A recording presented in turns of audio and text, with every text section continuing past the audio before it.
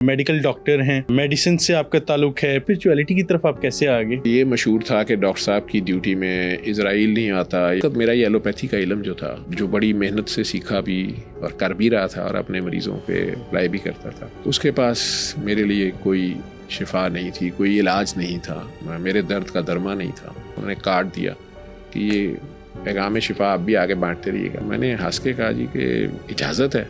उन्होंने कहा इजाज़त नहीं, मिन्नत है। वाई सूरह रहमान? जब आप फंसे होते हैं तो आप रहमान को पुकारेंगे या कहार को पुकारेंगे या जबार को पुकारेंगे? तो आप रहमान को पुकारेंगे। उस वक्त आपको रहमत ही चाहिए होती है। कारी बासित मिस्री की आवाज़ में ही क्यों? इश्क में सभी बराबर होते हैं। माशूक को किसकी ज्यादा अदा पसंद है, ये माशूक के अपने नखरे हैं भाई। आप आईसीयू में मरीजों को जो उनसे सूरह रहमान सुनाते हैं। इंग्लैंड में लीड्स में जो लिवर ट्रांसप्लांट सेंटर है में, वहाँ ये सुनवाई जाती है, गोरा सुनवा रहा है। हिंदू औरत दिल्ली के कैंसर हॉस्पिटल में बैठी कह रही है मैं ब्राह्मण हूँ, ये सबको सुनाओ, मुझे शांति मिल गई। पीर काकी ताड़किया मतलब ये क्या नाम है? मंडी में बैठे हुए थे ना, वहाँ वो बैठे होते थे तो वो मुजरे के दौरान अचानक लगा देते, ओए कभी काकी ताड़ी है, वो काकी नाच रही होती, काकी के पाँव को देखो, तुम्हें शिफा हो जाएगी, तुम्हारा काला पीला भाग जाएगा। इस्लाम को अगर हम देखते हैं तो भाई हम इस्लाम की बात नहीं कर रहे हैं। नाचने वाली की पाँव देख के मतलब काला पीला चला जाएगा। कई रिएक्ट हो जाते थे, आपकी तरह गुस्सा खा जाते थे कि अस्तगफिरुल्लाह, इसके पाँव से शिफा कैसी हो, ये क्या गुस्ताखाना फिक्रे बोल रहा है। नाजरीन, आज हमारे साथ मौजूद हैं डॉक्टर मोहम्मद जावेद साहब, जिनसे हम जानेंगे कि सूरह रहमान से हम किन बीमारियों का इलाज कर सकते हैं, सूरह रहमान से डिप्रेशन, एंजाइटी और स्ट्रेस को कैसे ख़त्म किया जा सकता है, डॉक्टर जावेद ने सूरह रहमान से अपने एड्स का इलाज कैसे किया। अस्सलाम वालेकुम डॉक्टर साहब, कैसे हैं आप? अल्लाह का करम, अल्लाह का शुक्र, अस्सलातु वस्सलामु अलैका या रसूलल्लाह व अला आलिका व अस्हाबिका या हबीबल्लाह। डॉक्टर साहब, आप ऑब्वियसली एक मेडिकल डॉक्टर हैं, मेडिसिन से आपका ताल्लुक है, स्पिरिचुअलिटी की तरफ आप कैसे आ गए? स्पिरिचुअलिटी तो बहुत बड़ी टर्म है, आपके मीनिंग आप बेहतर जानते होंगे। आप किस चीज़ को स्पिरिचुअल कह रहे हैं? जी, मैं डॉक्टर ही हूँ। अच्छा। और एक मेडिसिन का छोटा सा एक फील्ड है एलोपैथी का, मेडिसिन और इंटेंसिव केयर। उसमें 30-40 साल काम किया है, मुख्तलिफ पोजीशंस पे। उस्ताद हूँ, सुपरवाइज भी अब करता हूँ स्पेशलाइज्ड जो बच्चे बनते हैं उनको, बल्कि और 2-3 सालों में रिटायर हो जाएंगे सरकारी तौर पे। तो अगर आप मुझे एक तबीब के तौर पे, डॉक्टर के तौर पे लेते हैं और इंटेंसिव केयर स्पेशलिस्ट, मेरी पैशन है intensive care, coronary care, intensive care, तो उसमें मैं अपने मरीज की शिफा के लिए आईसीयू में भी हर हद तक जाता था। हार्ट रुक गया तो उसको सीपीआर किया, पंप किया, पेसमेकर डाल लिया, सांस रुक गया तो वेंटिलेटर पे डाल लिया। जो भी बेहतरीन से बेहतरीन आखिरी दवाइयाँ होती हैं, जिस तरह से होती हैं, इंटेंसिव केयर है, इसी का नाम है ना। उस पर टाइमली एक्ट करना, प्रीएम्प्ट करना सिचुएशन को, उसको अनवांटेड सिचुएशन को अवॉइड करने की कोशिश करना, मरीज की मिजरी को किसी न किसी तरह से कम करना और उसकी बीमारी से उसके शिफा की तरफ जो उसका सफ़र है उसमें हर तरीके से कोशिश करना। उसमें दुआ भी शामिल है। तो आज से तकरीबन 26 साल पहले, जब मैं बड़ा फने खां आईसीयू डॉक्टर था और स्पेशलाइजेशन कर रहा था लाहौर में ही, इत्तेफाक हॉस्पिटल में, फिर social security heart surgery ICU में, 2 जगहों पे मैं जाता था, आईसीयू करता था। हार्ट सर्जरी के बाद के फर्स्ट 24 आवर्स मेरे ज़िम्मे होते थे। इत्तेफाक में तो खैर मैं था ही, बड़ा next to boss, number 2 position पे था। लेकिन खुद हादसाती तौर पे एक मरीज़ा की खून आलूद सुई हाथ में चली गई। ये कहानी अब नेट पे सभी को पता है। और बाद में पता चला उसको 3 डेडली वायरस उसके खून में थे, जिसमें एड्स का वायरस, HIV, हेपेटाइटिस B और C दोनों ही। वो सफ़र कर रही थी, वो शायद सेक्स वर्कर भी थी और IV ड्रग अब्यूज़र भी थी। तो वो अपने आप को इंजेक्शंस भी लगाती थी, जो भी था, जहाँ से भी उसके जिस्म में थे, और वो बिल्कुल टर्मिनल स्टेज पे, जिसे फुल ब्लोन एड्स कहते हैं, उसके साथ ही वो दाखिल हुई। नमोनिया उसको बड़ा शदीद था और विद इन 24 आवर्स उसकी डेथ भी हो गई। जब तक उसके रिज़ल्ट्स आए वो मर भी चुकी थी, जा चुकी थी, और मुझे भी पता चला कि कल जिसकी सुई मुझे लगी थी वो तो बड़े खौफनाक तोहफा दे गई है। अब मैं जो उस वक़्त ये मशहूर था कि डॉक्टर साहब की ड्यूटी में इज़राइल नहीं आता, या डॉक्टर साहब बड़े अच्छे डॉक्टर हैं, या मेरे सीनियर्स भी अगर उनके माँ बाप या उनका कोई प्यारा दाखिल होता था तो वो प्रेफर करते थे, या मेरे से कई बार रिक्वेस्ट कुछ सीनियर्स कर लेते थे कि जावेद अगर आज तुम इधर बैठ जाओ रात को, या मैं रात को सो जाऊँ, या दोपहर को आ जाऊँ। तो इस हद तक मेरे ऊपर ट्रस्ट था मेरे सीनियर्स का, और ख़ुद भी स्पेशलाइजेशन की बिल्कुल एंड पे पहुँचा हुआ था। तो उस वक़्त मेरा ये एलोपैथी का इल्म जो था, जो बड़ी मेहनत से सीखा भी और कर भी रहा था और अपने मरीज़ों पे अप्लाई भी करता था, उसके पास मेरे लिए कोई शिफा नहीं थी, कोई इलाज नहीं था, कोई मेरे दर्द का दरमा नहीं था। तो 2-3 साल अगले जो थे 99 से लेके 2002 तक मैंने अल्टरनेटिव मेडिसिन में होम्योपैथी, एलोपैथी के साथ हिकमत, पीर साहबान, दम दरूद, सारा कुछ इस्तेमाल किया, कोशिश की, अपने लिटरेचर को भी खंगाला, वो तो पता था नहीं है कुछ भी। तो फिर अचानक एक जूनियर डॉक्टर साहबा जो नई नई आई थी, उन्होंने मेरे सामने ये दुआ करवाई मरीज़ को, और मेरे मना करने के बावजूद, या मेरे लिए हैरानकुन बात थी कि ये क्या कर रही हैं, और मैं उन्हें डांटा डपटा भी।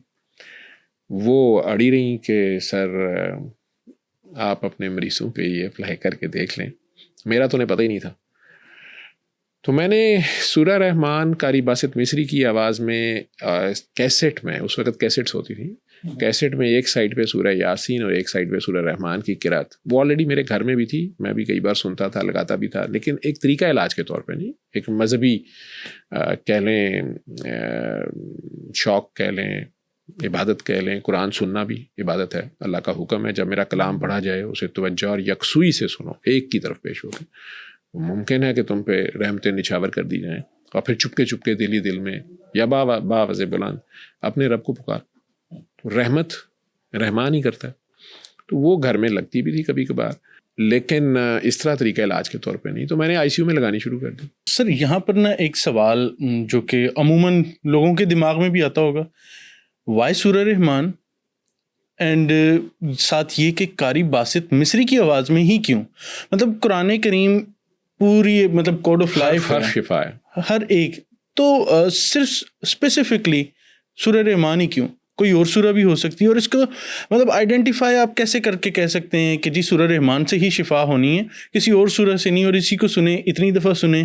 मतलब इसका क्या क्राइटेरिया, क्या डोजेज है? ये बिल्कुल नहीं कहा जाता कि आप सिर्फ ये सुने दूसरी ना सुने, नहीं। कुरान का हर हर्फ शिफा है। इसका जवाब पहले भी मैंने दिया है।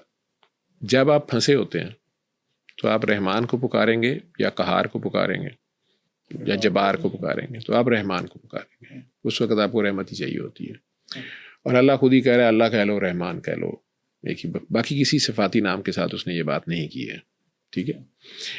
तो सूरा रहमान, आप जब उसकी रहमानियत को पुकारते हैं तो मेरा ख्याल है कि कहने को तो सूरह बकरा भी आप सुन सकते हैं, आयात शिफा है बहुत सी, और सारा वो मजहबी पॉइंट ऑफ व्यू से आप पूरा कुरान ही, हम उसका हर हर्फ शिफा है, हमारा ईमान है ये। लेकिन एक तरीका इलाज के तौर पे इसको मुख्तलिफ हॉस्पिटल्स में वो मेरे से पहले अप्लाई कर चुके थे, मुख्तलिफ डॉक्टर्स की हेल्प ले के मुख्तलिफ शहरों में मुख्तलिफ हॉस्पिटल्स में जाके पेशेंट्स को डेक से टेप से सुनाई जाती थी, और फिर उनसे डाटा 7 दिन बाद 8 दिन बाद इकट्ठा किया जाता था, और मुख्तलिफ आवाज़ों में भी किया जाता था, ठीक है। तर्जमे वाली भी सुनाई गई, बगैर तर्जमे वाली भी सुनाई गई। ये मेरे से पहले की कहानी है जो वो कर चुके थे पहले। लेकिन जो बेहतरीन रिजल्ट्स मिले वो इस कॉम्बिनेशन में मिले, सूरा रहमान कारी बासित की आवाज़ में बगैर तर्जमे वाली, और उसकी डोज वही बताते थे 3 बार दिन में, 3 बार 7 दिन। फ़कीर अपना राज तो देता नहीं है, कहता यार इलाज है, करना कर लो, नहीं करना ना करो। तो कारी बासित की आवाज़ इसलिए हम, बाकी भी रिजल्ट्स मिले, बाकियों में भी मिले। अभी आपका जो पिछले दिनों सोशल मीडिया पे गवर्नमेंट की तरफ से ही कह लो या एजेंसी की तरफ से एक पोस्ट बहुत वायरल हो रही थी कि एक बंदा शायद अल खिदमत वालों का था जो सैलाब ज़दगान की हेल्प कर रहा था, उसको रेबीज़ हो गई, उसे कुत्ते ने काट लिया था। बिल्कुल, ठीक है, बिल्कुल। उस तक ये मैसेज, मैं सऊदीया था उन दिनों, उम्र पे गया हुआ था पर्सनल विजिट पे, तो मुझे वहाँ ये किसी ने भेजा, तो मैंने उन्हें कहा यार इस बंदे तक किसी तरह, चूँकि मैं आज से 20-25 साल पहले जब पहली बार ये तरीका इलाज मैंने बताना शुरू किया था, तो सोशल सिक्योरिटी हॉस्पिटल में मेरे साथ एक रेडियोग्राफर थे, इकबाल साहब जिंदा हैं। उनकी बहन के बच्चे को काड़ा या पता नहीं पतों की साइड पे रेबिट कुत्ते ने काट लिया। तो वो मुझे उन्होंने बताया बड़े परेशान कि सर वो बच्चा परसों से काटा था, टीका भी लगवाया, लेकिन उसको ना आज बुखार होना शुरू हो गया और वो बहुत एग्रेसिव हो रहा है। तो मैंने कहा कि यार उसके पास, उसके माँ बाप को भी कहो और उस बच्चे को भी कहो, सूरह रहमान उसके पास लगा दे। उस अल्लाह के बंदे ने वो बच्चे समेत उसके माँ बाप को बुला लिया। मेरी 24 आवर्स थी उस दिन ड्यूटी, बुध को ड्यूटी होती 24 आवर ICU पेशेंट। तो मुझे याद है कि वो माँ ने बच्चा उठाया और वो बड़ा एग्रेसिव। तो मैंने कहा यार ये अगर काट लेगा ये तुम्हें भी हो जाएगा, अब ये किसी वक्त भी ये ऐसे शुरू कर देगा। तो मैंने बहरहाल उस बच्चे को भी उसकी माँ को बिठा के, मैंने भी फर्स्ट टाइम, डॉक्टरी मेरी अभी उस वक्त बहुत ज़्यादा मेरे पे हावी थी, तो मेरा अपना भी बिलीव शायद उस तरह नहीं था। तो मैंने सूरह रहमान सुनाई, तो मैंने उस बच्चे में वाजे चीज़ देखी कि वो तो सो गया माँ के कंधे पे। तो उसकी माँ ने भी हैरान होकर कहा कि ये तो 3 दिन बाद ये सो गया। उन्होंने, वो बच्चा आज भी जिंदा है, बल्कि शायद शादी कर दी उसकी, दिस इज 2002 और 3। तो मैंने जिन डॉक्टर्स के साथ जो उधर भी उस वक्त मेरे साथ थे, और उन सारों से बाद में जब डिस्कस किया, इकबाल ने भी किया, तो सारे मेरा मजाक उड़ाना शुरू हो गए कि यार उसे रेबीज़ थी ही नहीं, वो उसे वैक्सीन से बुखार हो गया होगा, डर के हो गया होगा, ये हो गया होगा, वो हो गया होगा। तो मैं कहता था कि अगर मुझे कोई रेबीज़ का फुल ब्लोन पेशेंट मिला तो उसको सुनवाएंगे, क्योंकि मैं भी एज ए डॉक्टर जानता हूँ कि रेबीज़ का पेशेंट तो उसे चेन कर देते हैं, आप आइसोलेट कर देते हैं कि उसकी डर होता है वो किसी को काट ले तो उसको भी हो जाएगा। तो मैंने सऊदीया से बड़ा रब्ता किया कि किसी तरह से सूरह रहमान पहुंचाई जाए और उसे कह दिया जाए। बहरहाल पिंडी उसका इलाज हो रहा था। तो वो वीडियो छोटी सी किसी ने बनाई हुई है कि उसके पास वो कारी साहब आके खुद डिस्टेंस पे खड़े होके तो सूरह रहमान पढ़ के सुना रहे हैं, क्योंकि वहाँ पे जो भी कोई साहब थे जिन्होंने मैसेज भिजाया और ज़ेदसी के कारी बासदी क्यों है क्यों नहीं। तो बहरहाल दुनिया के वो 20-22 मरीजों में, और पाकिस्तान में वो पहला मरीज है जो फुल ब्लोन रेबीज से रिकवर हुआ। मैं नहीं क्लेम कर रहा, सूरह रहमान से ही हुआ। बड़ी अच्छी नर्सिंग केयर होगी, हो सकता है बाकी डॉक्टर तो कहेंगे कि पता नहीं जी रेबीज थी भी कि नहीं थी, वही फार्म 45-47 ही ना हो जाए। पाकिस्तानियों को तो पहले ही बदनामी है हमारी कि हम कुछ का कुछ कर देते हैं। और ये भी हो सकता है कि रेबीज का सॉफ्टवेयर अपडेट कर दिया गया हो, तो रेबीज का जरासीम ही भाग गया हो कि ठीक है भाईजान माफ़ करें मुझे, लेकिन बहरहाल वो शिफायाब हुआ। और वो वीडियो मौजूद है मेरे पास भी, किसी उसने क्लिप भेजा कि वो कारी साहब पढ़ रहे हैं। तो हमें मुख्तलिफ कारियों की आवाज़ से भी रिजल्ट्स मिले, लेकिन बेस्ट रिजल्ट्स जो थे वो इस आवाज़ में थे। इसके पीछे क्या वजह है या उसकी मेरे पास क्या उसकी एक्सप्लेनेशन है, वो मेरी एक्सप्लेनेशन है। मुख्तलिफ कारियों की आवाज़ में वो रिजल्ट्स भी थे, लेकिन बेस्ट रिजल्ट्स, ज़्यादा रिजल्ट्स वो इस कॉम्बिनेशन में थे। ठीक है, तो साइंटिफिक ऑनेस्टी के तौर पे अब हम, और बाबा जी ने कहा कारी बासित की आवाज़ में बता दे रहा हूँ, बेस्ट रिजल्ट्स हैं। उन्होंने शायद बहुत प्यार से, बाकी भी प्यार से पढ़ते होंगे, लेकिन मैं अभी भी, अगर चूँकि आपका प्रोग्राम लंबा हो जाएगा, वो क्लिप तो मेरे पास पड़ा है, तो वो कारी साहब भी पढ़ रहे हैं, ठीक है, माशाल्लाह, लेकिन कारी बासित की भी मैं लगा देता हूँ। तो इसका छोटा आंसर मैं आपको देता हूँ, आपके अंदर से चूँकि ये सवाल आया। नबी करीम सल्लल्लाहु अलैहि वसल्लम की हयात में उनके 4 मुअज्जिन थे, मुख्तलिफ मौक़ों पे उन्होंने मुख्तलिफ सहाबा को कहा कि अज़ान दो। एक सैयदना बिलाल हबशी हैं, बाकी 3 के आप नाम बता दें। आप 3 मुसलमान बैठे हुए हैं, तो बाकी 3 के आप नाम बता दें। 4 मुअज्जिन हैं नबी करीम सल्लल्लाहु अलैहि वसल्लम के, उनमें से लाजमी नहीं, बिलाल हबशी ने शायद कम ही अज़ान दी है, कईयों ने ज़्यादा अरसा अज़ान दी है, तो बाकी तीनों के नाम आप लोग बता दें। हमारे यहाँ तो यही पाया जाता है, हमें ज़्यादा जो जिक्र मिलते हैं हज़रत बिलाल हबशी का क्यों मिलता है, हालांकि वो अरबी नहीं है, वो थोतले भी हैं, ठीक है, तो पता नहीं उनकी क्यों इतनी मशहूरी है। बाकी 3 भी तो सहाबा कराम हैं, अज़ान देते रहे हैं, तो बाकी 3 के नाम ही नहीं पता हम लोगों को, ठीक है। तो मैं नहीं कहता, लेकिन इश्क में सभी बराबर होते हैं, लेकिन अब माशूक को किसकी ज़्यादा अदा पसंद है, ये माशूक के अपने नखरे हैं भाई, ठीक है, कौन कहाँ झूम रहा है और उसको किसकी अदा पसंद है। तो बिलाल हबशी का ही नाम क्यों आज तक रहा ज़्यादा, ठीक है। इसी तरह इनकी आवाज़ में हमें ज़्यादा ज़बरदस्त रिजल्ट्स मिल रहे थे, और मैंने सुना है ये भी तोतले थे, और इनके घर वाले, इनके बहन भाई भी इनका मजाक उड़ाते थे कि तू तो चुप कर। तो ये इनकी वालदा की हिदायत पे ये जंगल में जाके अकेले पढ़ते होते थे। जो इनकी स्टोरी है, अपनी लाइफ स्टोरी, मुझे नहीं पता कितनी उसमें फनकारी है, किसी ने डाली हुई, लेकिन जो मैंने पढ़ी है तो उसमें वो जंगल में सुनाते थे। तो एक दिन वो डिप्रेस होकर नहीं जा रहे थे, माँ ने कहा तुमने आज जाना नहीं है उसके लिए, रियाजत के लिए, या जो भी वो करते हैं। तो कहा माँ पहले तो जानवर सुन लेते थे मेरी, तो जंगल में मैं जाता था, चिड़ियाँ तोते जानवर जो भी होते थे। अब माँ मैं जाता हूँ तो कोई भी नहीं होता वहाँ पर, क्या मतलब है? उन्होंने कहा जी अब कोई भी नहीं पता नहीं वो कहाँ चले जाते हैं सारे, मैं तो पढ़ रहा होता हूँ। माँ ने कहा आज अपने बाप को सुनाओ। वो शायद जामिया अज़हर के ऑफिशियल मुअज्जिन थे। वालिद ने उस दिन सुना तो उन्होंने कहा आज से अजान यही देगा। तो माँ ने उन्हें बताया कि बेटा वो पहले शोर डालते रहते थे, अब वो सारे चुप जाते नहीं है कहीं, वो चुप करके तुम्हारी सुनते हैं किरात। आप अपना तजर्बा कीजिएगा, मेरी बातों को छोड़े परे। लाहौर जैसे शहर में आप माशाल्लाह अल्लाह हंसदा वसदा रहे, किस दिन शाम को छत पे चले जाना, चुप करके लेट जाना मगरिब से ज़रा पहले, ठीक है?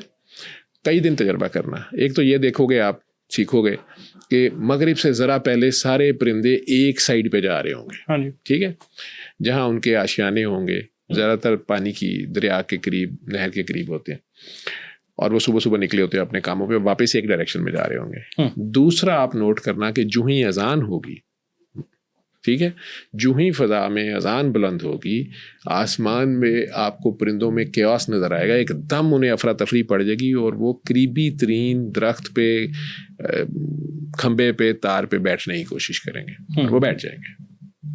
ठीक, जहाँ अजान ख़त्म होगी उसके बाद वो फिर उड़ के अपने फासले पे चलना शुरू हो जाएंगे। आप ऑब्जर्व कर लीजिएगा। और अब पता नहीं अदब में करते हैं या उन्हें साइंसी लहरें तंग करती हैं। ये भी नोट करना कि अगर गली से आवारा कुत्तों के भौंकने की आवाज़ आ रही है, मुख्तलिफ मसाजिद से अजानें शुरू हो जाएंगी, तो आहिस्ता आहिस्ता आप देखोगे कि फ़लाँ मस्जिद की अजान से फ़लाँ मुअज्जिन की अजान पे एक भौंकता कुत्ता चुप कर जाता है। तो ये जो नेचर की गवाही आपको आएगी उसमें फिर आप गौर कीजिएगा। बिल्कुल ठीक हो गया सर। अब मैं एक और चीज़ की तरफ आ रहा हूँ कि आपने अपना थोड़ा सा बताया जो आपके साथ वाक़या हुआ, जो आपको नीडल लगी और वो सारा कुछ। तो सर ऑब्वियसली डिप्रेशन इंसान को होता है, एंजाइटी होती है, और एक वाक़या आजकल बहुत ज़्यादा वायरल है, बहुत ज़्यादा चल रहा है, ट्रेंडिंग में रहे कि इस्लामाबाद के एक एसपी साहब थे, अदील गुज्जर साहब, जिन्होंने सुसाइड की है। मतलब वो मुबैना तौर पे सुसाइड है। इंसान इस स्टेज पे कैसे पहुंच जाता है? क्योंकि हमारे यहाँ अब अगर सीएसएस ऑफिसर को देखेंगे जिसकी इतने सारे टेस्ट भी हुए होंगे, साइकोलॉजिकल टेस्ट भी होगा, उसके बावजूद हम इस स्टेज पे पहुंच जाते हैं।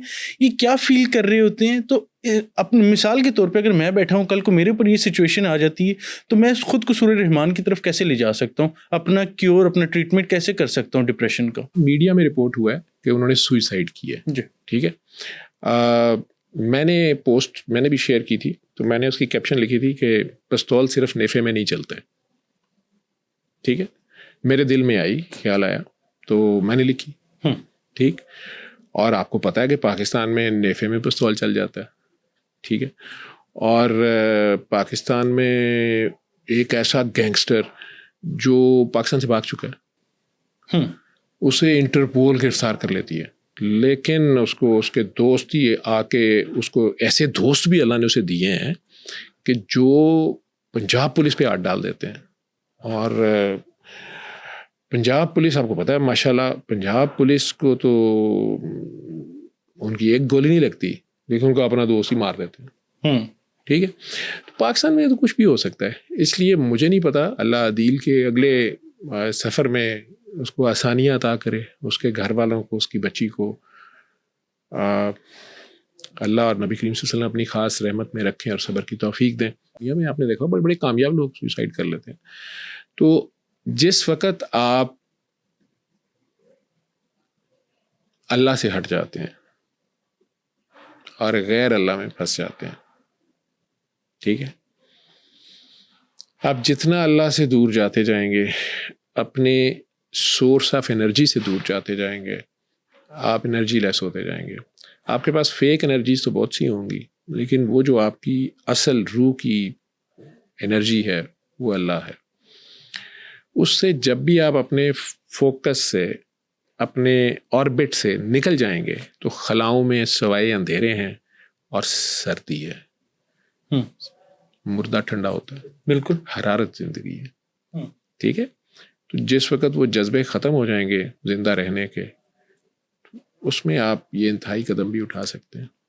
जो दूसरों की जान ले सकते हैं वो अपनी तो बड़े आराम से ले सकते हैं। इसलिए खुदकुशी, साइकेट्रिस्ट, इसके ऊपर बहुत ज़्यादा साइकोलॉजिस्ट और साइकेट्रिस्ट बेहतर है, वो बोलेंगे इस पर सारी दुनिया में रिसर्च है। एक बात मैं आपको कह दूँ, जापान का जो मज़हब है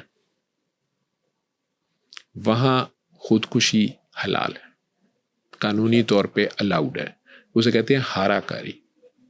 ठीक, उनके मज़हब में, शिंटो मज़हब है शायद, उनके मज़हब में ये चीज़ है कि there is no life hereafter, कोई आखिरत नहीं है, ये ज़िंदगी यही है, जो मर्ज़ी कर लो, ठीक है, एंजॉय करो, जो मर्ज़ी करो, कोई आगे पूछता है, आगे कोई नहीं है। उनके मज़हब में चूंकि आखिरत का कॉन्सेप्ट नहीं था, और उसमें ये चीज़ अलाउड है कि अगर आप चाहें कि आप समझते हैं कि बस इनाफ इतना, मैंने बड़ी ज़िंदगी गुजार ली है, तो आप अपने आप को ख़त्म कर सकते हैं, जैसे मर्जी आप अपने खुद ही मालिक हैं। ठीक है, वहाँ पर यंगस्टर्स की बहुत ज़्यादा डेथ्स हैं, अब उनके पास यंगस्टर लॉट वैसे ही बहुत कम है।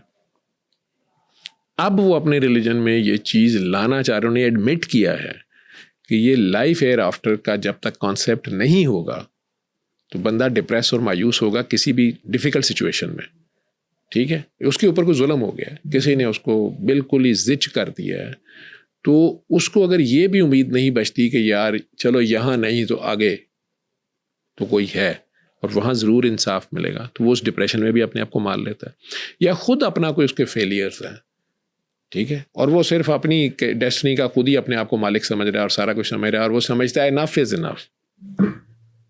वो रास्ता ढूंढ ढूंढ के थक गया है, लेकिन वो जिस दीवार में दरवाज़ा ढूंढ रहा था उसको यही नहीं पता चला कि वो सिर्फ थोड़ा पीछे मुड़ के देखता है तो बहुत बड़ा दरवाज़ा वहाँ मौजूद था, और उसने अपने आप को मार लिया। या एक लम्हा और इंतज़ार करता तो शायद उसके ऊपर उसकी खुशहाली के दरवाजे खुलने वाले थे। तो लाइफ एयर आफ्टर का कॉन्सेप्ट जो है उन्होंने एडमिट किया। इसी तरह कोई भी इंसान जब मायूसी की ऐसी हालत में चला जाता है कि वो समझता अब कुछ नहीं हो सकता, तो वो खुदा को भी भूल जाता ना, जब उसका कॉन्सेप्ट ही नहीं है खुदा का, या उसको भूल गया वो कि अब कुछ भी नहीं हो सकता, या अल्लाह से भी नाराज़ हो गया, अल्लाह को भी नाराज़, अल्लाह की पहचान में कमी है उसकी। ठीक है, तो मायूसी में गया, मायूसी कुफर है, तो कुफर अल्लाह का इनकार है। अल्लाह कह भी तो यही रहा है कि मैंने इसको मिले जुले नुत्फे से बनाया, इस पे ऐसा वक्त गुजरा है कि जिक्र कर दे हया आती है। एक हकीर माँ का 23 सेल्स और 23 क्रोमोसोम्स माँ के या बाप के मेंसेस और स्पर्म्स, तो कहते हैं कि मैंने इसको मिले जुले नुत्फे से पैदा किया, पैदा हो गया ये, और अब इसके आज़ाद सीधे किए। सूरह इंसान की पहली 3 आयतें, अब इसके आज़ाद सीधे किया। आपने देखा बच्चा शुरू में हाथ भी इकट्ठे होते, टांगे सीधी नहीं कर सकता, खड़ा नहीं हो सकता, आहिस्ता आहिस्ता ग्रो करता है, तो 12-14 साल की उम्र में आके फुल तैयार होता है, दांत पूरे नए आते हैं, बाल पूरे दोबारा आते हैं, दाढ़ी मूंछ मर्द की आ जाएगी, औरत के सेकेंडरी सेक्सुअल ब्रेस्ट डेवलप होगी, मेंसेस शुरू हो जाएंगे, तो एक पूरी फॉर्म उसकी 12-14 साल की उम्र में होती है। कहते हैं अब इसके आज़ाद सीधे किए, हो गए आज़ाद सीधे, पैदा हुआ, फिर आज़ाद सीधे किए, और अब इसको देखता सुनता बनाया। हालांकि देखता सुनता तो वो पैदाइश से है, लेकिन यहाँ डिफरेंस आ रहा है लिसनिंग और हियरिंग का, लुकिंग और सीइंग का। तो शऊर दिया, और अब 2 रास्ते दिखा दिए। कोई नबी पैगंबर नहीं उसके पास है, ये उसके अंदर सॉफ्टवेयर है। 2 रास्ते दिखा दिए। कौन से 2 रास्ते? शुक्र करे या कुफर करे। अगर वो जब हम शुक्र नहीं कर रहे होते तो हम कुफर कर रहे होते हैं, और जब आप हर हाल में अगर शुक्रगुजार होते हैं, आप उसको मान रहे होते हैं, उसकी फाइनलिटी को मान रहे होते हैं, उसके डिसीजंस को मान रहे होते हैं, तो फिर आपको डिप्रेशन नहीं होती। ठीक है, आप ये मान जाते हैं कि आप ये पहचानते हैं कि वो मेरे बारे में गलत नहीं करता, और उसने बेहतरीन सोचा होगा, और वो ठीक कर रहा है जो भी कर रहा है, चाहे मैं टफ टाइम से गुजर रहा हूँ, यही मेरे लिए बेहतर होगा, इन्ना मल उसरी उसरा। तो आपको ना डिप्रेशन होती है, ना एंजाइटी होती है। मेरे दोस्तों को ना डिप्रेशन है, ना एंजाइटी है। फला खौफुन अलैहिम वला हुम यहज़नून, ना उन्हें खौफ है, एंजाइटी है, हाय ये क्या हो गया, ना उन्हें डिप्रेशन है, ना उन्हें गम है, हाय ऐसा क्यों हुआ, वैसा क्यों हुआ। जो मेरे दोस्त हैं, यही कह रहा ना वो।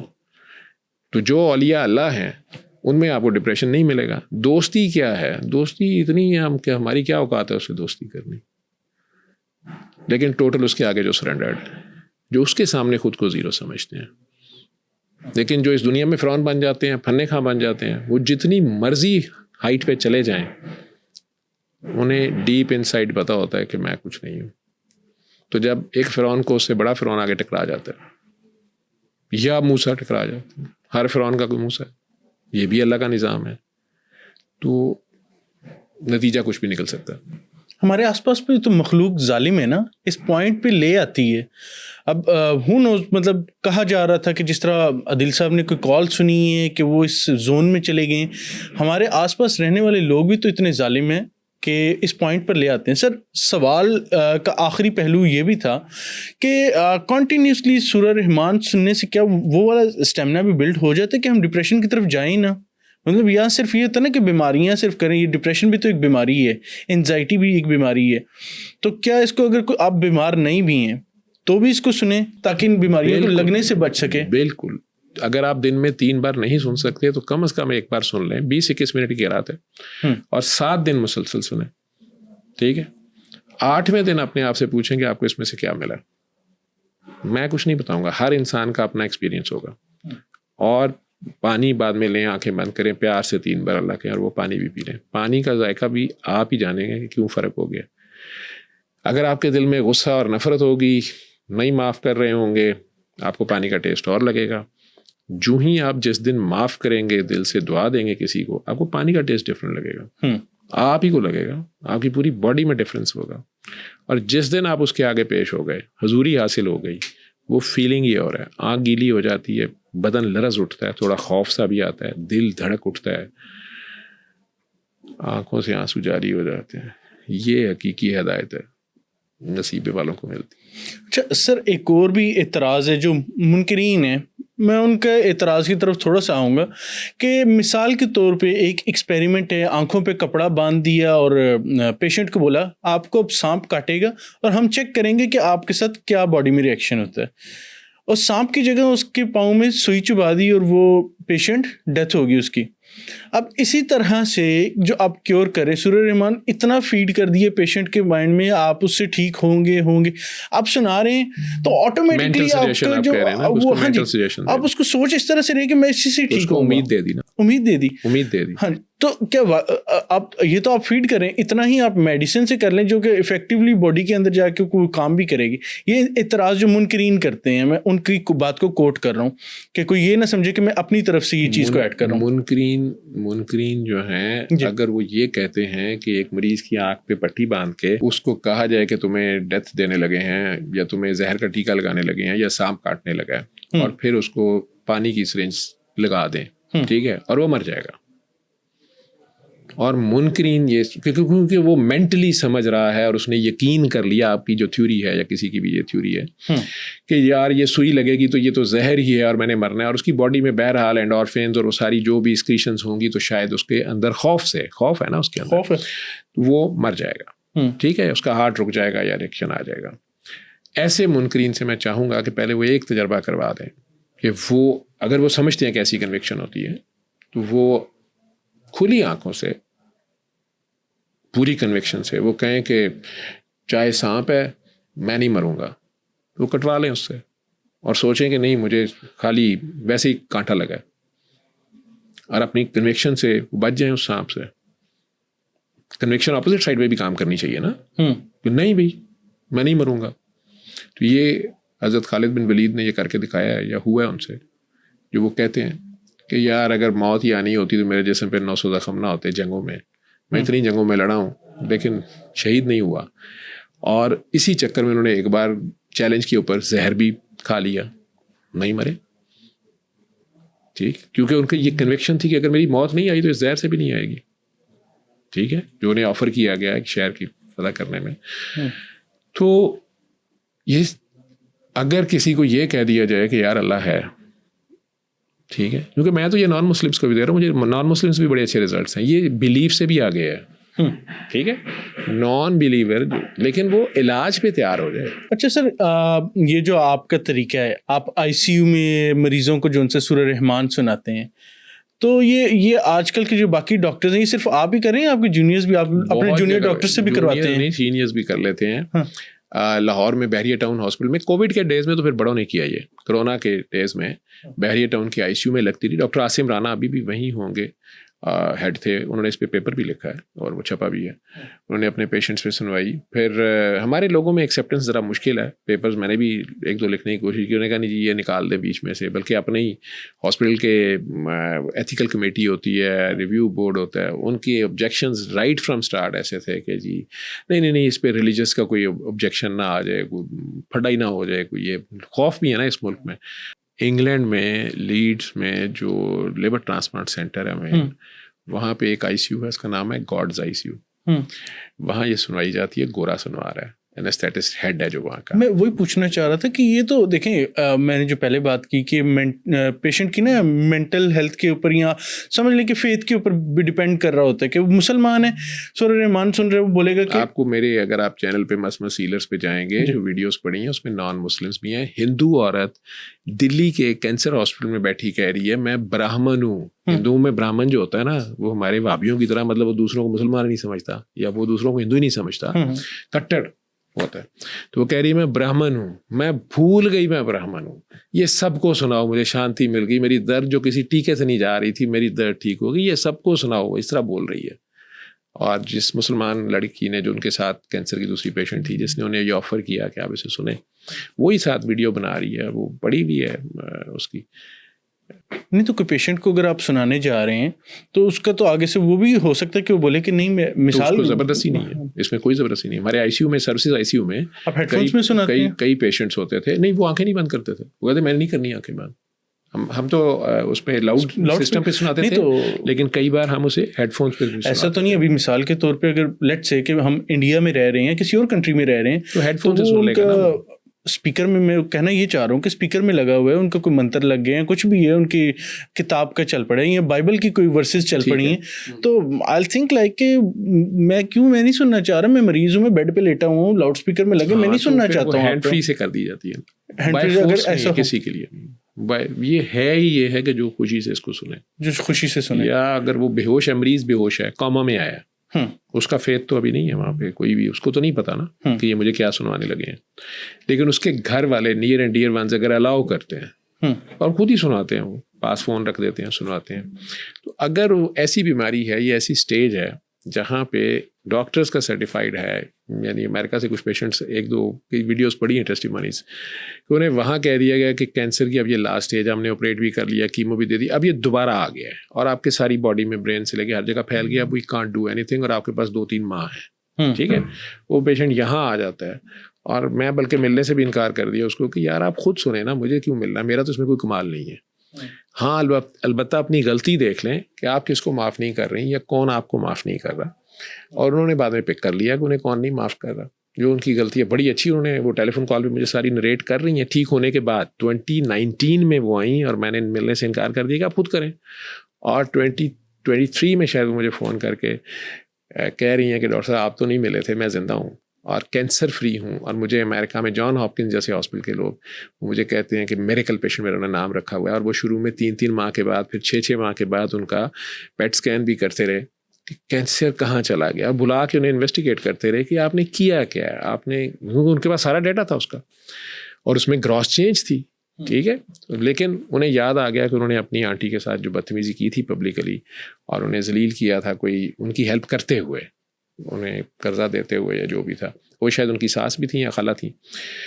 तो उन्हें याद आ गया कि वो ज़रूर उनका दिल दुख है, तो उन्होंने उसी तरह पार्टी थ्रो की और उसमें सबको बुलाया और फिर अचानक सबके सामने अपनी खाला के पाँव पकड़ लिया और माफ़ी मांगना शुरू हो गई कि मैंने इतने साल पहले ये आपसे किया था और मुझे पता है आपका दिल दुखा। पहले वो हंसती नहीं गया, अभी तुम्हारा दिमाग ख़राब हो गया, ऐसी कोई बात नहीं, लेकिन फिर वो रोना शुरू हो गई कि मैं बहुत हर्ट हुई थी, तुमने मुझे सबके सामने जो है ना हेल्प तो की थी, लेकिन सबके सामने जिस तरह किया तो मैं दुखी तो हुई थी, लेकिन मैंने बद्दुआ तो नहीं दी थी। बद्दुआ क्या, वो तो होती है जो निकल जाती है। अब इन्होंने उनसे माफ़ियाँ मांगी तो उन्होंने रो रो के से दुआएं दी। उसके बाद अमेरिका गई तो उसका क्लियर था। और पहले वो सूरह रहमान सुनती थी तो वो सुनी नहीं जाती थी और पानी का जायका भी कड़वा और अजीब सी उनकी हालत थी। अब उन्होंने सिर्फ सुनी, रास्ते में जहाज़ में भी सुनती गई, वहाँ जाके डॉक्टर के पास गई और डॉक्टर साहबान ने उनका पेट किया, वो क्लियर था।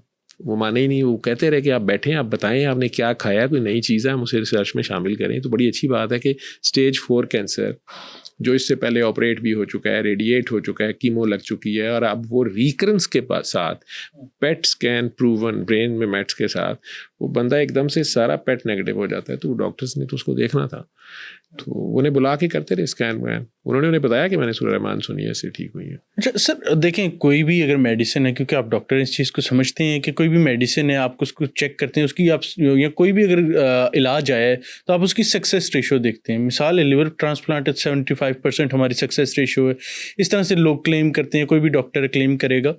ये एग्जाम्पल के तौर पर बात की मैंने। तो ये सूरह रहमान की क्या अभी एक मिसाल है, जैसे अभी ये स्टेज 4 कैंसर है, किसी को हम सुनाते रहे उसका क्योर ना हो, देन व्हाट, इसकी सक्सेस रेशो क्या है? क्या चीज़ इस पर डिपेंड कर रही होती है जिससे ये क्योर हो सकता है?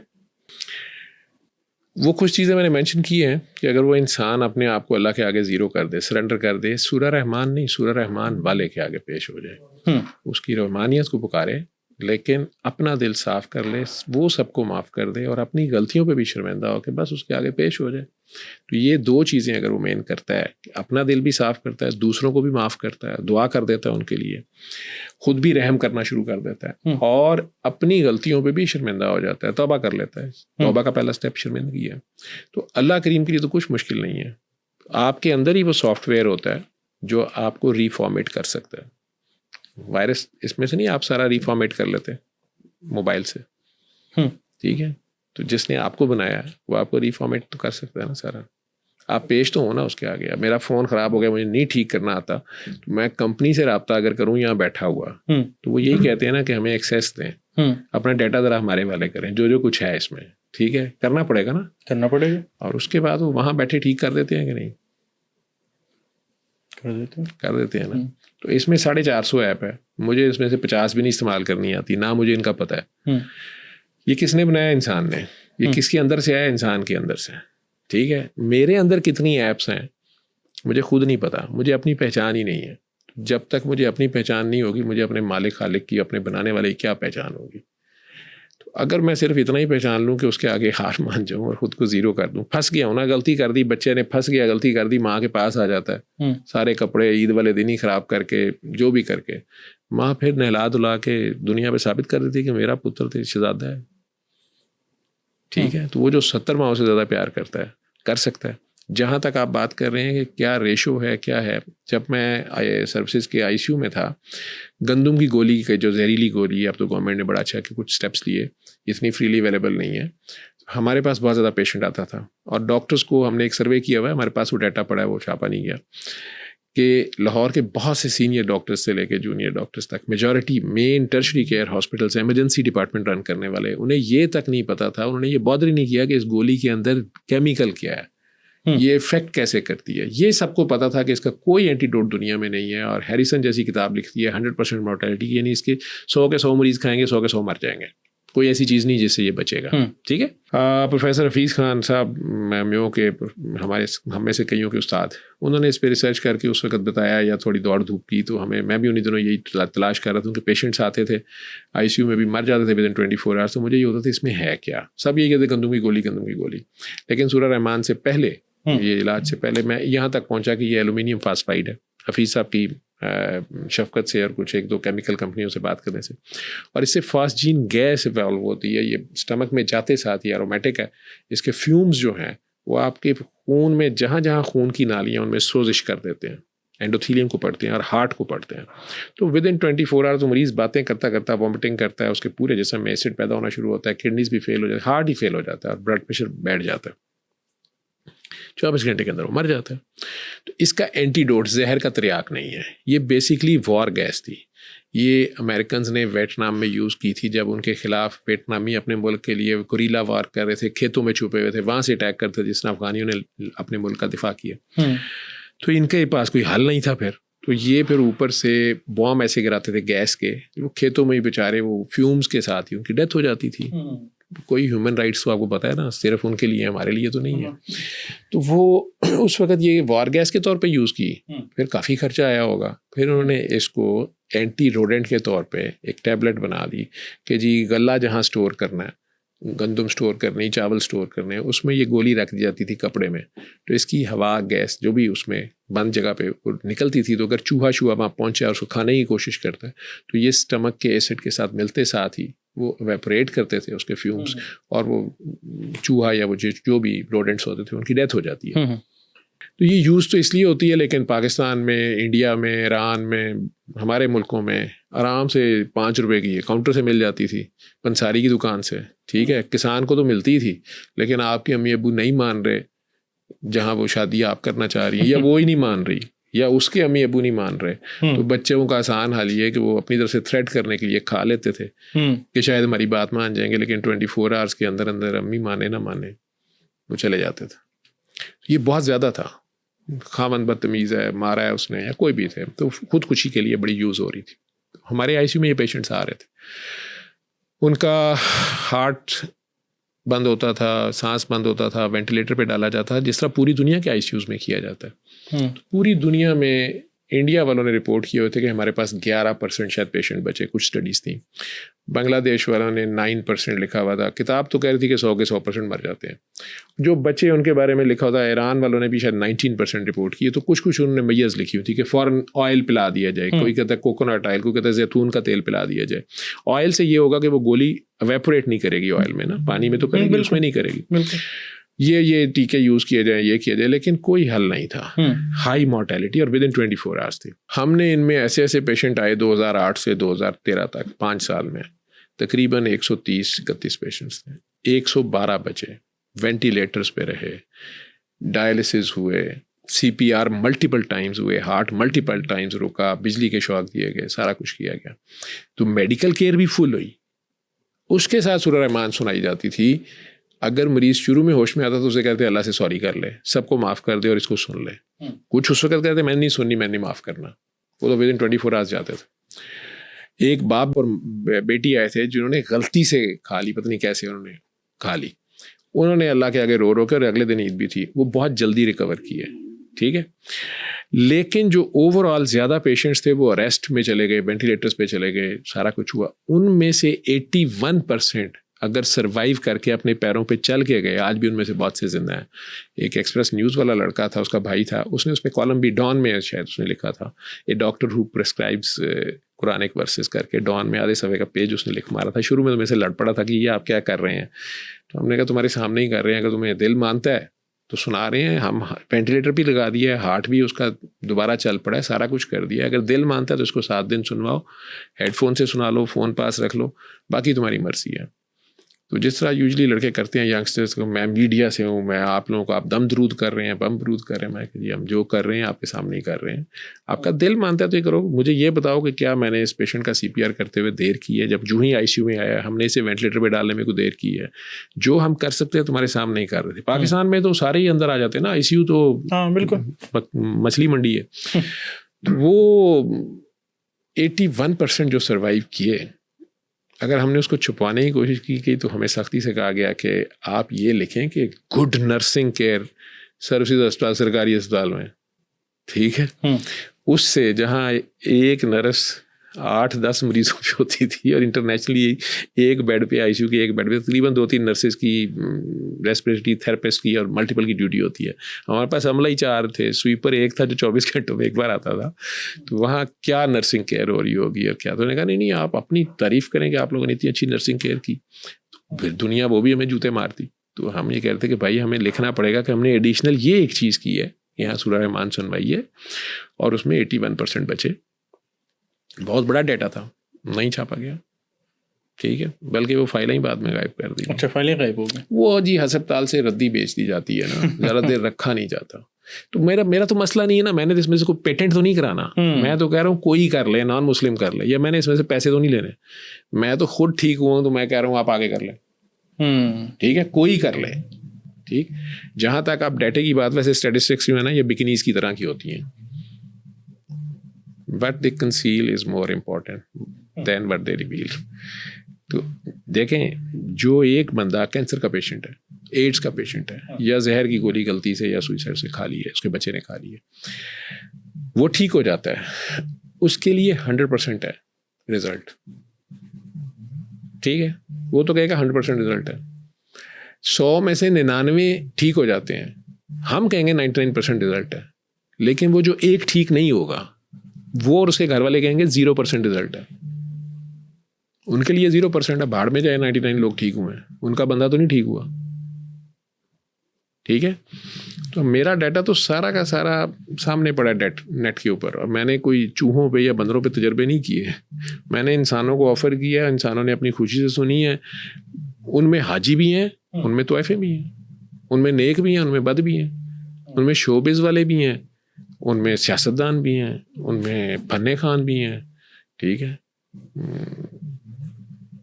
वर्दी वाले भी हैं, बेदर्दी वाले भी हैं। किसी के पास जाना जरूरी नहीं है, खुद ही सुननी है, खुद ही उसके आगे पेश होना है। आपका अल्लाह आपकी शारक से वाकई ज़्यादा करीब है, वाकई ज़्यादा करीब है।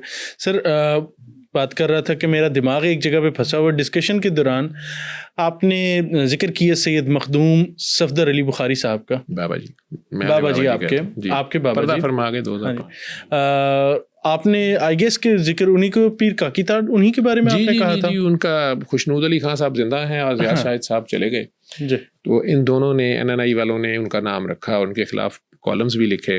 पीर काकी ताड़ क्या मतलब, ये क्या नाम है? मंडी में बैठे हुए थे ना, तो वो वहाँ पे तो वो लोगों को ये नहीं कहते थे कि सूरह रहमान सुनाना, उन्होंने कहना था। वहाँ तो किसी ने नहीं सुननी थी, वहाँ जो लोग आएंगे वो सूरह रहमान सुनने तो नहीं आएंगे। वो तो वहाँ काकी ताड़ने आएंगे, मुजरा देखने आएंगे, या जिस्म फरोशी के लिए आएंगे, जिस्म की कीमत लगाने आएंगे, किसी की मजबूरी की कीमत लगाने आएंगे ना। शहर के ओबाश नौजवान होंगे या जो भी होंगे, वहाँ वो बैठे होते थे। तो वो मुजरे के दौरान अचानक लगा देते, ओए कभी काकी ताड़ी है। वो काकी नाच रही होती, काकी के पाँव को देखो, तुम्हें शिफा हो जाएगी, तुम्हारा काला पीला भाग जाएगा। तो लोगों ने मजाक उड़ाना कि बाबा भी ठरकी और ये क्या बातें कर रहे हैं। उनके लिए तो एक मजाक था वो। लेकिन वहाँ से 300 से ज़ायद काकियों की शादियाँ करवाई उन्होंने, हीरा मंडी उजड़ गई। और उन्होंने अपनी मर्जी से की है। जो मौलाना आज़ाद साहब आजकल हैं आपके, इनके वालिद साहब उस वक़्त वहाँ बादशाही मस्जिद के इमाम थे। तो इन्होंने जब खबरें अखबार वालों ने और NNI वालों ने बाबा जी के खिलाफ छापा, एक बहुत बड़ा आधे सफ़े का फीचर था। ये रऊफ़ कुलासरा साहब उसमें शामिल थे, उनसे पूछ लीजिएगा। उन्होंने खुद ही अपने कॉलम में लिखा भी हुआ कि हमने स्टिंग ऑपरेशन किया, हम अंडर कवर एजेंट्स बन के बाबे का इंटरव्यू करने गए कि ये क्या फ्रॉड है, ये क्या कहता है कि जी लड़की की धमाल देखने से या मौसीकी सुनने से शिफा हो जाएगी। वहाँ ये उनका वेपन था, वहाँ उनका तरीका इलाज ये था। बकौल उनके गरीबों की हीरा मंडी थी, तो गरीब सा तरीका इलाज था। ठीक है, नहीं मतलब मैं इसको समझना चाह रहा हूँ तो इन्होंने नाम उनका रख लिया कैसे? बाबा पीर काकी ताड़ जी। मौसीकी से कैसे इलाज? मतलब मौसीकी नहीं, इसको आप यूँ समझ लें साउंड। ठीक है, आवाज़ यूँ समझ लें जैसे कुरान करीम की भी किरात है ना, लहन ही है उसका, आवाज़ एक ख़ास रिदम पे आ रही है। तो साइंस आगे रिसर्च करती रहेगी ना।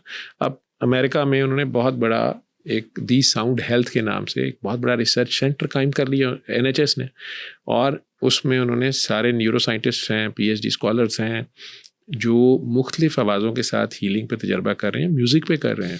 ठीक है सर, वो मुझे चीज़ समझ आ गई। मैं ये कहना चाह रहा हूँ कि गोरा जब कहेगा ना फिर हम मान जाएंगे। एक तरफ इस्लाम को अगर हम देखते हैं तो भाई हम इस्लाम की बात नहीं कर रहे हैं। मैं नहीं कर मैं तरीका इलाज बता रहा, तरीका इलाज है, बिल्कुल ठीक है, मैं समझ रहा हूँ आपकी बात। मजहब माशाल्लाह जो है वो वही है, वो वही है। तो मजहब ने कहाँ कहा है कि इलाज ना कराओ? बल्कि मतलब एक बड़ी गलत बात की जाती है कि इलाज तो सुन्नत है, नबी करीम सल्लल्लाहु अलैहि वसल्लम ने भी कराया। नबी करीम सल्लल्लाहु अलैहि वसल्लम तो नहीं बीमार, मुझे बताएं किस हकीम के पास गए थे उन्होंने इलाज कराया? मैं उस बात से करना चाह रहा हूँ कि नाचने वाली की पाँव देख के मतलब काला पीला चला जाएगा। मैं उस तरफ आना चाह रहा हूँ कि देखें, दीवाना बैठा है हीरा मंडी जैसी जगह पे, और वहाँ लोग शराब पी के और वो उसका मुजरा देख रहे हैं, और उनका मकसद तो मतलब नेगेटिव है वहाँ। और लेकिन उनमें से कई मरीज हैं, कईयों को बीमारियां होंगी। अब उन्हें अचानक एक वो बंदा दीवाना कह देता है कि इसके पाँव को देखो और काकी ताड़ी है कभी, हालांकि वो ताड़ रहे हैं, वो अपने एंगल से ताड़ रहे हैं। वो कह रहा है कभी काकी ताड़ी है और जाओ काकी ताड़ के आओ। वो तो काकी का कोई तारुफ दे रहा है, पता नहीं किसको काकी कह रहा है। ठीक है, माँ भी काकी होती है, बहन भी काकी होती है। ठीक है, अल्लाह माँ से भी 70 गुना ज़्यादा प्यार करता है। अल्लाह की रूह है हमारे अंदर। वैसे रूह भी मुअन्नस होती है, पता नहीं रूह के लिए मुअन्नस का सीगा यूज़ करते हैं। तो बहरहाल, तो वो उनका एक फ़िक्रा था। वो बेसिकली लोगों को रिएक्ट करने के लिए शायद लगाते थे ना, कि वो बंदा जो नशे में धुत बैठा और अय्याशी करने आया हुआ है घर से, और उसको पैसे दे के उसको नचा के भी उससे नफ़रत कर रहा है, या उसको घटिया समझ रहा है और ख़ुद को आलीशान समझ रहा है। ये भी तो देखो ना कि ख़ुद को वो बहुत हाजी साहब समझ रहा है।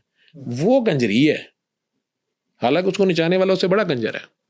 ठीक है, बिल्कुल। लेकिन बहरहाल तो उनमें एकदम से उनको अगर वो ये कहते हो तुम्हें शर्म नहीं आती, तुम दोज़ख में जाओगे, जन्नत में जाने का मैं रास्ता बताता हूँ, और तबलीग पे चलते हैं, आपके ख्याल में कोई बात सुनता उनकी?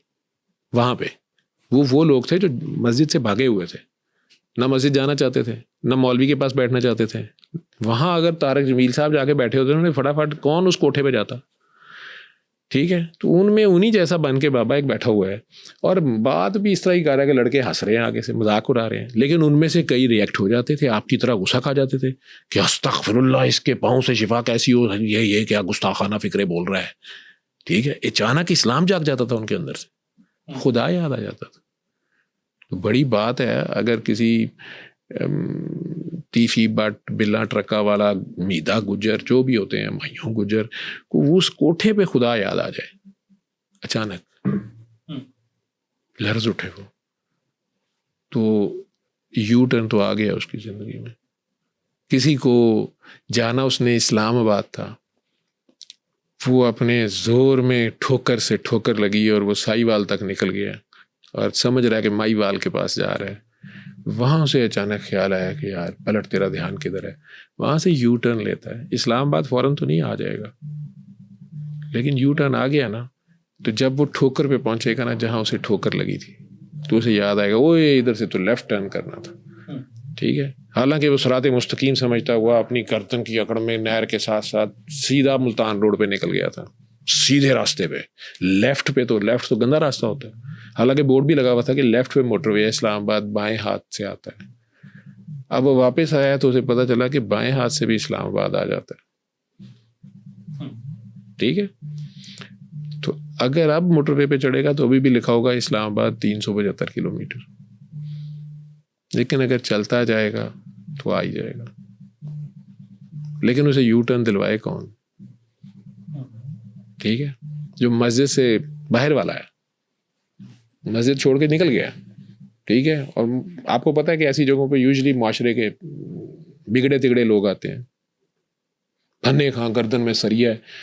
मस्जिद वाले तो नहीं आते, बाहर वाले ही आते हैं, जाहिर सी बात है, बाहर अल्लाह समझ लो, ठीक है। तो उसकी गर्दन नहीं मोड़ती ना, यूजुअली ऐसे पहुंचे होते हैं वहां पर। अब उसकी गर्दन कौन मोड़े? जो अपने ताकत के नशे में, पैसे के नशे में इंसान को नचा रहा है, उसके जिस्म को नोच रहा है, उसको कौन खुदा याद कराए? वो शायद रिएक्शन पैदा करने के लिए काम करते थे। उधर से काकी परेशान हो जाती थी जब उसे पता चलता था कि उसका वाकई काला यरकान ठीक हो गया उस मरीज का। वो उनके इंटरव्यूज पढ़े हुए हैं, वो कहती कि हम परेशान हो जाते थे कि मेरे नाचने से, मतलब मेरी धमाल से कैसे किसी को शिफा। लेकिन जब वो आके रोते हुए अगले बंदे की चेंज आई होती थी, वो अगले दिन आके बाबा ढूंढ रहा होता था या हफ्ते 10 दिन बाद कि बाबा मेरे जो कैंसर गायब हो गया या मेरा काला यरकान ठीक हो गया। तो बाबा कहता है ठीक हो गया तो मुर्शद को सलाम करो। मुर्शद तो नहीं, मुर्शद तो वो है जिसने तेरे लिए दुआ की है तड़प के। तो अब वो मुर्शद को इज्जत देनी पड़ती थी, ठीक है। उनमें से कई जो है वो फिर मुर्शद को चादर देनी पड़ जाती थी। तो बाबा पकड़ के ले जाता था। मौलाना आज़ाद के वाले साहब वाकई आज़ाद थे ना, वो बादशाही मस्जिद में, जो शाही महल के साथ मस्जिद भी होती ना, ठीक है। वो हीरा मंडी, तो हीरे भी वहाँ हैं, उसके लिए कोई जोहरी जाएगा ना वहाँ पे। कोयले की कान में बाबा जी वैसे कान भी थे, कोयले की कान भी थी उनकी, तो कोयले की कान से हीरा निकलता, लेकिन उसे तराशे खराशे का तो कोई जोहरी ना, ठीक है। तो हीरा मंडी में किसी जोहरी को भी तो होना चाहिए। तो वो हीरे जो कोयले से हीरे बनते थे, उन्हें वो फिर ले जाते थे बादशाही मस्जिद में। जो गवाही दी उन्होंने जब ये फीचर छपा और कुफर के फतवे लगने शुरू हुए, क्योंकि हेडिंग लगाई थी ज़िया शाही साहब ने,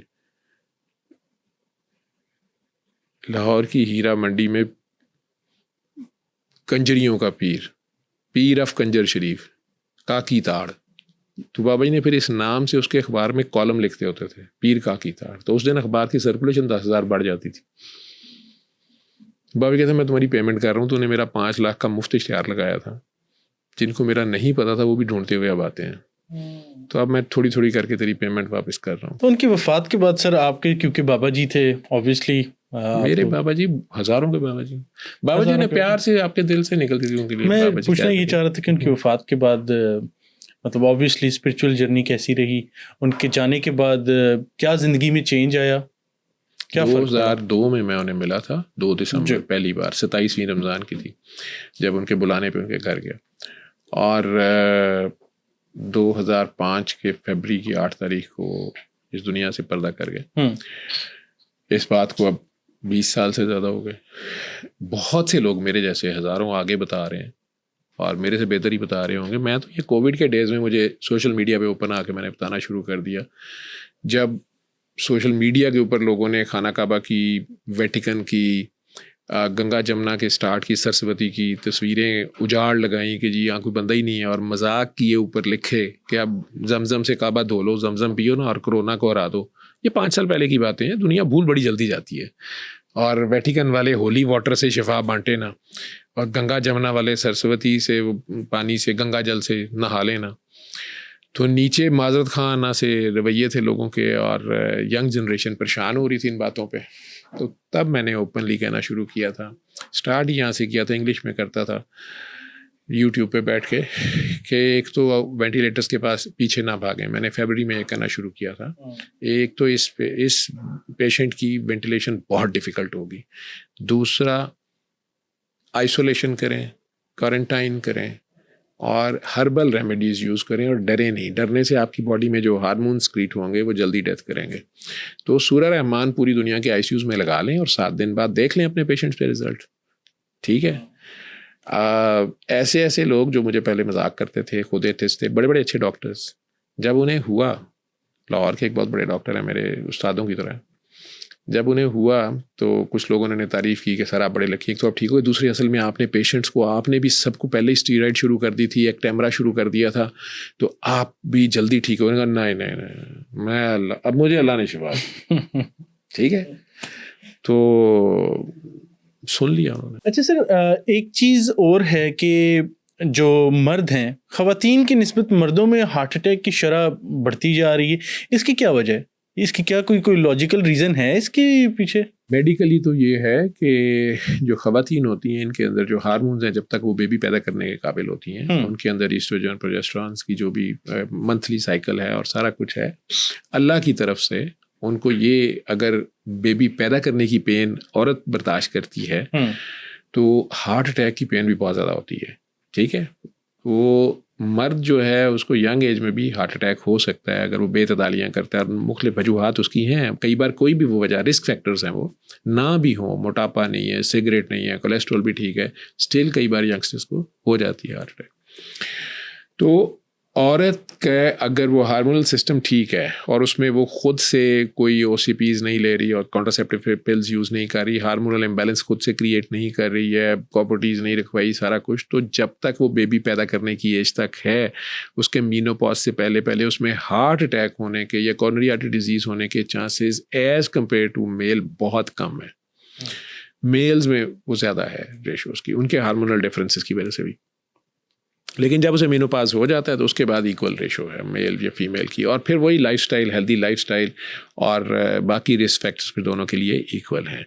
हाँ, अगर औरत को भी, चाहे वो फर्टाइल है, बेबी भी पैदा कर रही है, या लेकिन उसको शुगर है, मोटापा है, खाने पीने की ठीक नहीं है, और उसकी बाकी जो भी रिस्क फैक्टर्स एसोसिएट किए जाते हैं, तो फिर उसको भी अटैक हो सकता है। अच्छा सर, इसके अंदर ये भी वजह हो सकती है कि क्योंकि हमारे लड़कों के अंदर कैरियर को लेके इतना ज़्यादा वो समझा जाता है कि अपने आप को इतना स्टेबल करो, फिर शादी करो, और फिर फैमिली, और वो सारे मामला, जो स्ट्रेस है, एंजाइटी और डिप्रेशन वाला फैक्टर है, क्या ये भी एक वजह हो सकती है? बिल्कुल हो सकती है। स्ट्रेस का तो इसमें बहुत रोल है। स्ट्रेस का वैसे ही बहुत ज़्यादा रोल है बीमारियों में, और स्ट्रेस से भी ज़्यादा नफ़रत जो है ये बीमारियों की माँ है। अच्छा, ये मेरी वैसी लफ्ज़ याद रखिएगा, नफ़रत हर बीमारी की जड़ है, नेगेटिव थिंकिंग जो है। ठीक, मेल के ऊपर वैसे ही फिजिकली भी वो स्ट्रांग तो होता है, तो उसके ऊपर स्ट्रेस भी ज़्यादा है, उसकी रिस्पॉन्सिबिलिटीज़ ज़्यादा हैं, उसको फजीलत अल्लाह ने मर्द को, खामद को दी है औरत के ऊपर। अगर वो अपना ख़र्चा करता है और वो अपनी मर्द वाली ड्यूटी करता है, उसमें अगर वो अल्लाह को साथ रखता है तो ये चांसेस कम है। लेकिन अगर वो अल्लाह को भूलता है और वो डिप्रेशन में जाता है, एंजाइटी में जाता है, स्ट्रेस में जाता है, तो उसके चांसेस बढ़ जाते हैं, क्योंकि उसकी जिम्मेदारियां भी ज़्यादा हैं। ठीक है। और फिर उसको घर से भी अगर सपोर्ट नहीं मिलती, बीवी भी एक स्ट्रेस ले ली है उसने, स्ट्रेस वाली बीवी ले ली है, तो घर भी सुकून नहीं, बाहर भी सुकून नहीं, तो दूसरे सोशल फैक्टर्स आ जाएंगे इसमें। मेडिकल तो मैंने आपको बता दिए। ठीक है। स्पिरिचुअली अगर वो अल्लाह के आगे जीरो रहता है, जिस मर्जी मज़हब से है, अगर वो अपने खालिक और मालिक बनाने वाला तो सबका एक है, ठीक है, उसके सामने हम्बल रहता है, इबादत में भी इतदाल रखता है। नाज़रीन, ये था आज का प्रोग्राम। आई होप कि आपको पसंद आया होगा। अपने मेज़बान हसन ज़ैब को दीजिए इजाज़त। अल्लाह हाफ़िज़।